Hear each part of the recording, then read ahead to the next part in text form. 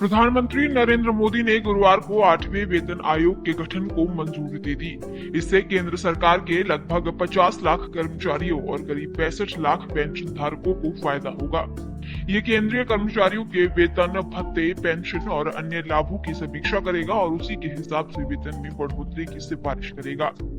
ये वेतन आयोग साल 2026 तक अपनी रिपोर्ट सौंपेगा। अब आपको बताते हैं वेतन आयोग है क्या। वेतन आयोग असल में एक हाई लेवल कमेटी है।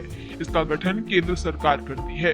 सबसे हालिया वेतन आयोग 2014 में गठित हुआ और इसकी सिफारिशें 2016 में लागू हुई थी। वेतन आयोग का मकसद ये तय करना है कि आर्थिक परिस्थितियों के हिसाब से कर्मचारियों को सम्मान से जीने लायक उचित वेतन मिले। ये सरकारी कर्मचारियों के आर्थिक कल्याण के लिए सुधारों की सिफारिश करता है। इसमें कर्मचारी कल्याण की नीतियां, पेंशन, भत्ते और अन्य लाभ शामिल होते हैं। अब आपको बताते हैं कि वेतन आयोग का गठन कैसे होता है। वेतन आयोग का गठन आमतौर पर हर 10 साल में एक बार किया जाता है। हालांकि ये जरूरी बंदिश नहीं है।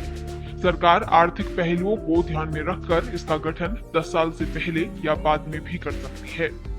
वेतन का गठन जरूरत के मुताबिक किसी भी सरकार के कार्यकाल में किया जा सकता है। इसका प्रमुख कोई न्यायाधीश, अन्य उच्च पदस्थ अधिकारी हो सकता है। इसके अन्य सदस्य वेतन, वित्त, अर्थशास्त्र, मानव संसाधन प्रबंधन जैसे क्षेत्रों के विशेषज्ञ होते हैं। अब आपको बताते हैं किन कर्मचारियों को इसका लाभ नहीं मिलेगा। 7वें वेतन आयोग के मुताबिक सिविल सर्विसेज के दायरे में आने वाले वे सभी कर्मचारी वेतन आयोग के दायरे में आते हैं जिन्हें देश के कंसोलिडेटेड फंड से वेतन मिलता है। वहीं पब्लिक सेक्टर अंडरटेकिंग और ऑटोनॉमस बॉडी के कर्मचारी और ग्रामीण डाक सेवक वेतन आयोग के दायरे में नहीं आते हैं। कुछ विशेष कर्मचारी जैसे कि हाई कोर्ट और सुप्रीम कोर्ट के जज भी वेतन आयोग के दायरे से बाहर रहते हैं। इनके वेतन और भत्ते अलग नियम और कानून के तहत तय होते हैं।